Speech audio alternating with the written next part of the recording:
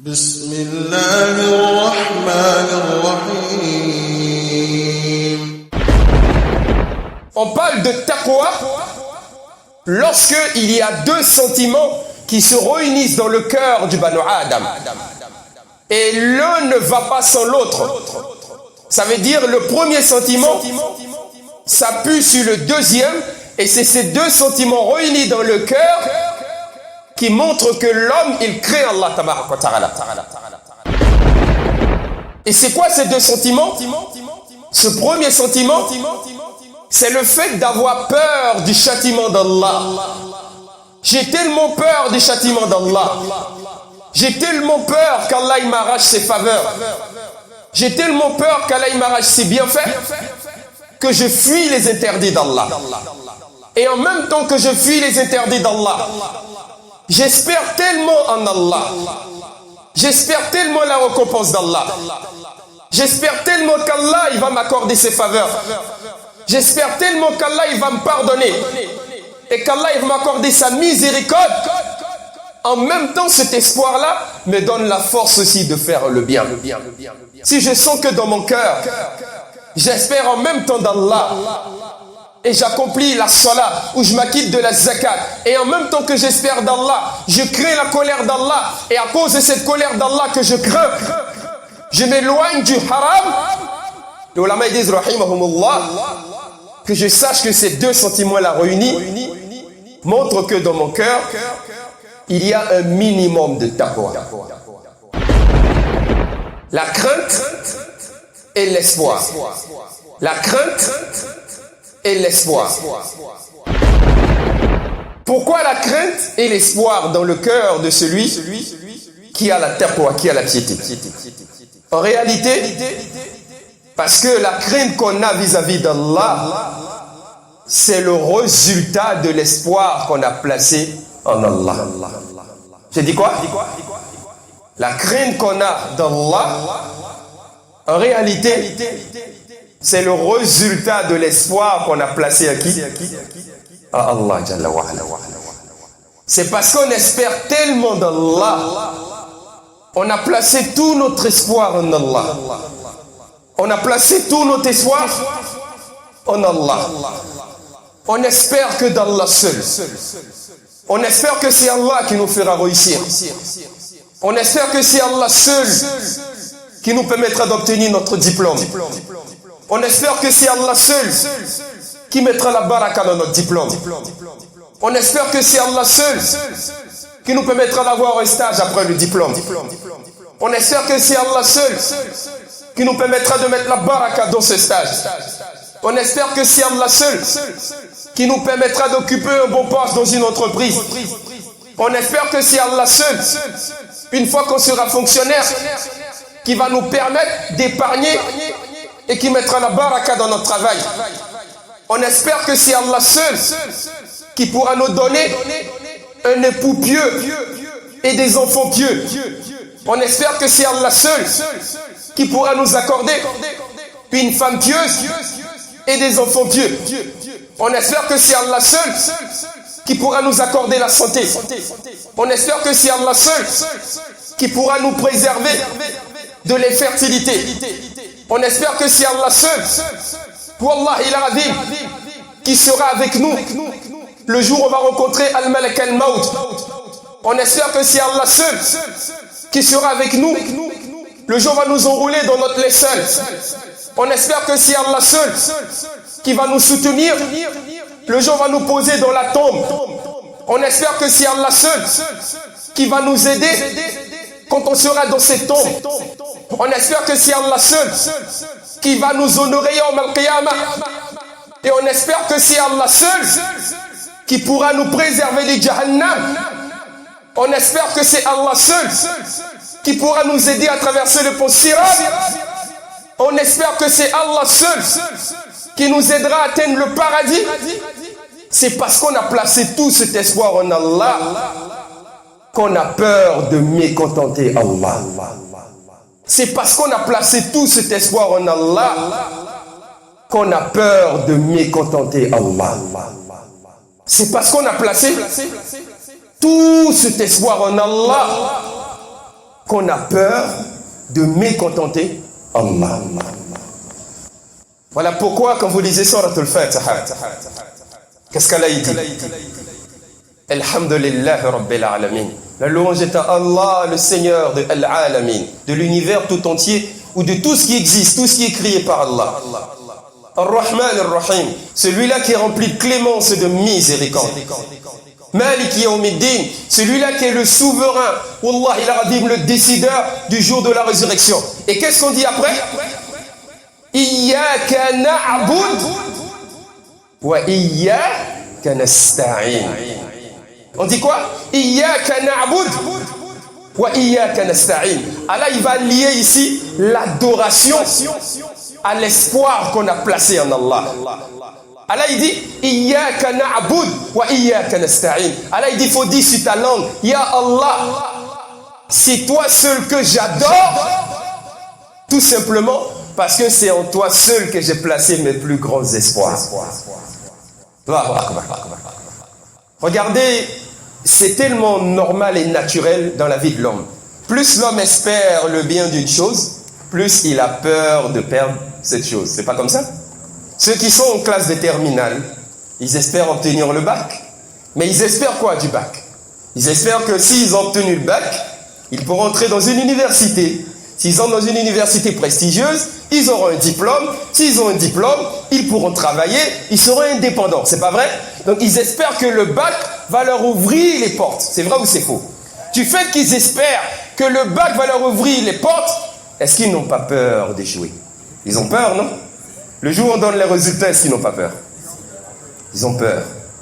Un autre exemple, quelqu'un qui travaille dans une entreprise et son salaire, c'est 2 millions de francs. Il a une indemnité de logement, il a une voiture de service, il a une assurance santé, tout est couvert et on lui donne 2 millions. Maintenant celui-là, un matin il est assis dans l'entreprise et puis il a envie de fumer une cigarette. Il s'apprête à fumer sa cigarette et puis il y a un collègue qui lui dit, ici il est interdit de fumer. Si tu fumes, que le patron te prend, t'es viré. Ok? Et puis il dit, le patron n'est pas là, c'est pas grave. Il va venir à 10h. Donc je peux prendre une taf, je peux tirer un coup.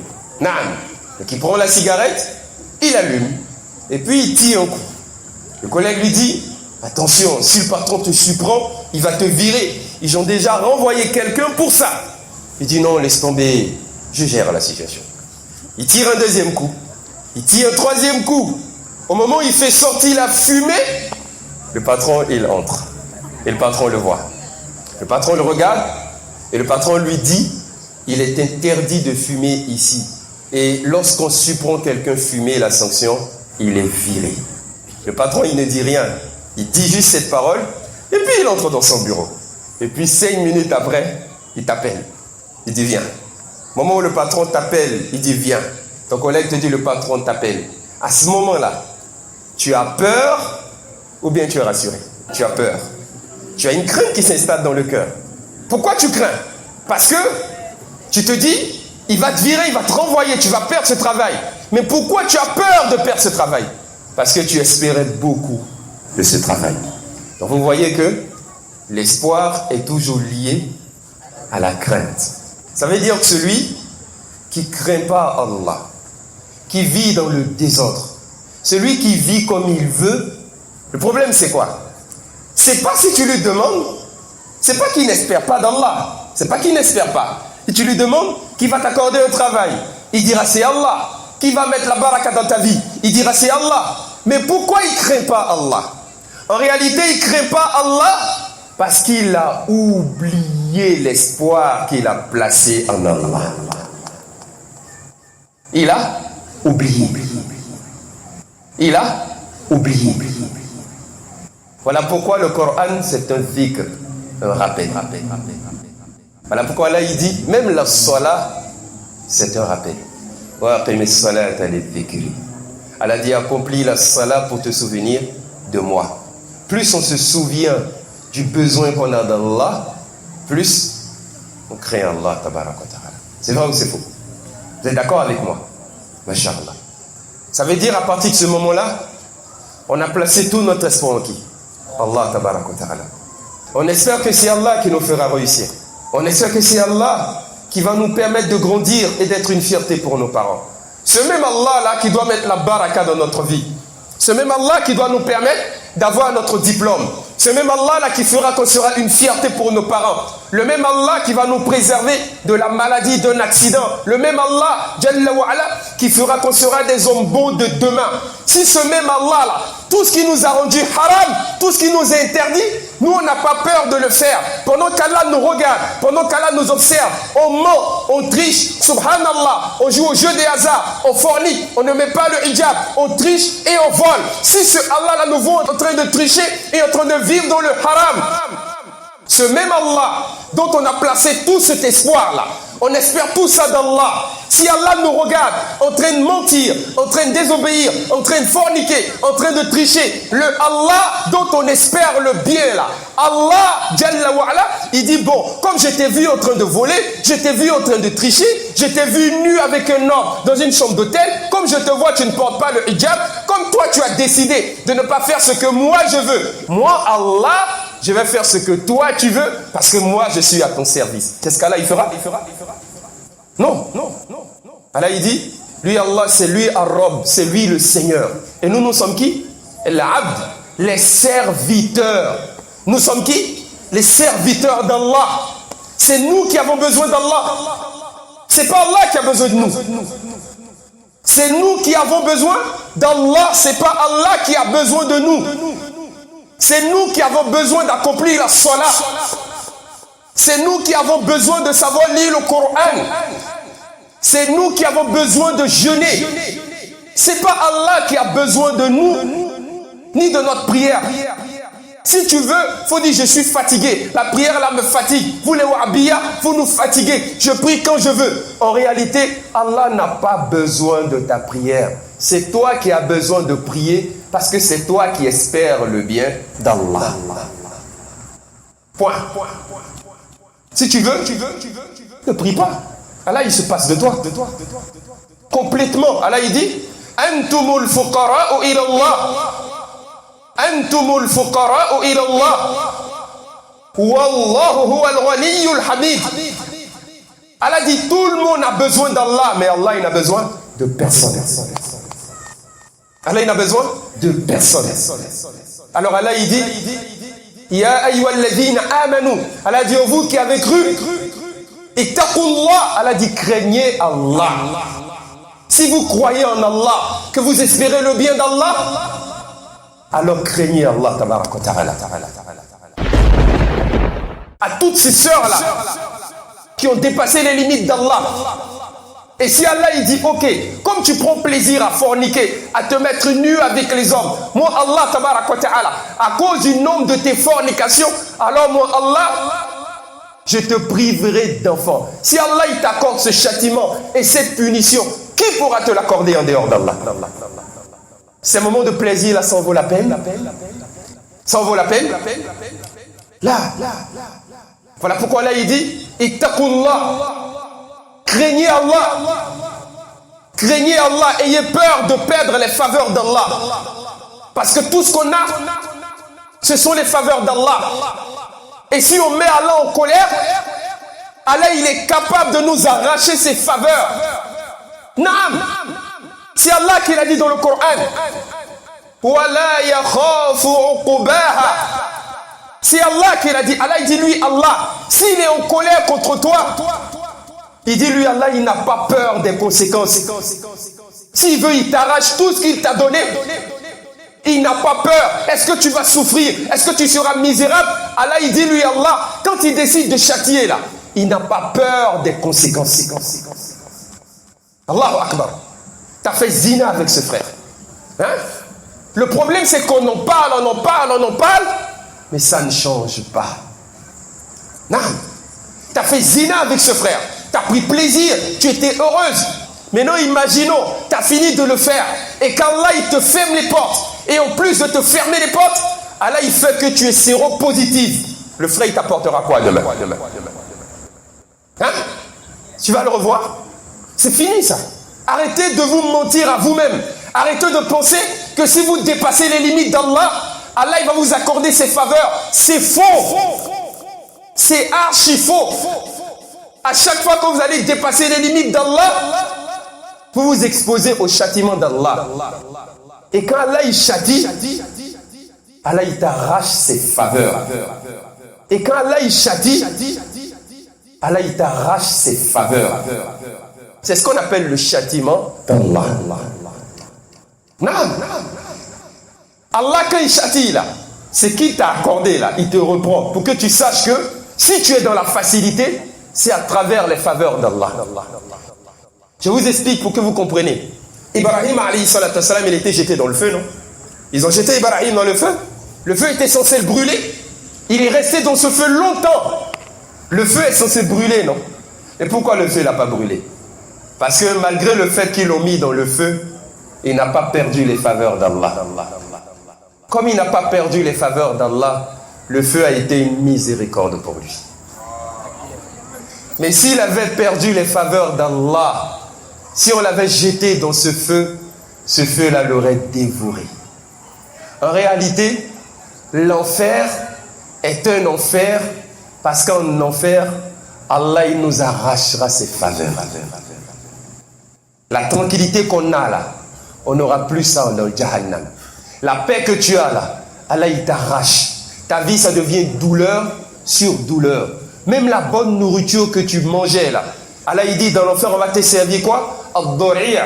C'est une plante épineuse. Quand tu manges cette plante, elle te perfore l'estomac, elle te déchire l'estomac. Même l'eau que tu avais pour boire, même l'eau qui est une faveur d'Allah, ceux qui seront en enfer, on va leur servir du pu ou bien de l'eau bouillante. Allahu Akbar. Même le sommeil, le repos qui est une faveur d'Allah, ils ne l'auront pas. Chaque seconde, Allah Jalla wa Ala, il va leur montrer ce que c'est que de perdre les faveurs d'Allah. Et leur vie sera toujours un enfer. Maintenant, ceux qui seront au paradis, là, Allah il va leur montrer ce que c'est que d'avoir les faveurs d'Allah. Et chaque seconde, Allah il va leur accorder une faveur en plus. Ça veut dire le châtiment, c'est quoi? C'est de perdre les faveurs d'Allah. C'est ce qu'on doit craindre. Naam, c'est ce qu'on doit craindre. Craindre le châtiment d'Allah. Parce que tout ce qu'on a, Allah il peut nous l'arracher en une fraction de seconde. Wallah, Allah il est capable de tout. Et si jamais Allah décidait de nous accorder la mort ce soir, on va rencontrer Allah dans quel état? La vie qu'on a menée là, vous pensez que c'est une vie qui suffira pour qu'on soit heureux? Ba'ad al-maut, après la mort. T'as menti combien de fois? Tu penses que ça pourra t'aider si tu meurs ce soir? Ça fera que dans ta tombe, ce sera le nour et la baraka? Hein? T'as triché combien de fois? Tout l'argent que tu as gagné dans le haram, si jamais tu meurs ce soir là, ta vie sera comment dans la tombe? T'as forniqué combien de fois? Toutes ces fois où tu étais nu avec ce frère. Et si tu meurs ce soir, ça t'apportera quoi? De l'honneur ou de l'humiliation? Est-ce que vous pensez à ça? Est-ce que vous pensez à ça? Voilà pourquoi là il dit Allah dit méditez sur votre vie, sur vos actions, et que chaque âme voie bien ce qu'elle s'est avancée à elle-même pour demain. Tout ce que vous avez fait dans votre vie, dans le dunya là, vous allez trouver ça devant vous Yawm al-Qiyam. C'est une promesse d'Allah. Sauf si vous vous êtes repenti, que vous avez changé, qu'Allah vous a pardonné et qu'Allah il a effacé ce péché. Sinon, tous ces péchés que vous commettez en public ou en cachette là, Allah il dit, vous allez le trouver devant vous, dans votre tombe et Yawm al-Qiyam. Allahu Akbar. Vous allez trouver ça devant vous. Faites le bilan de votre vie. On va rencontrer Allah dans quel état alors? Dans quel état? Dans quel état? Allahu Akbar. Qu'est-ce qu'on est devenu aujourd'hui, les jeunes musulmans d'aujourd'hui? Qu'est-ce que nous sommes devenus? Qu'est-ce qu'on peut obtenir du haram? Vous avez déjà vu quelqu'un qui a réussi en vivant dans le haram? Qu'est-ce qu'on a à gagner dans le haram? Aujourd'hui, ce sont les jeunes musulmans qui sont dans la drogue, dans la cigarette, dans l'alcool, des fornicateurs, les jeux de hasard. Tout ce qui est haram, c'est la jeunesse musulmane qui est là-dedans. Allahu Akbar. Et si tu meurs ce soir-là, tout ce que tu as fait là, ça te portera quoi dans ta tombe? La tranquillité? Allahu Akbar. Changer de vie, mes frères en Allah. La réussite, c'est avec Allah. La réussite, c'est avec Allah. La réussite, c'est avec Allah. Vous voulez réussir? Craignez Allah. Craignez Allah. Craignez Allah.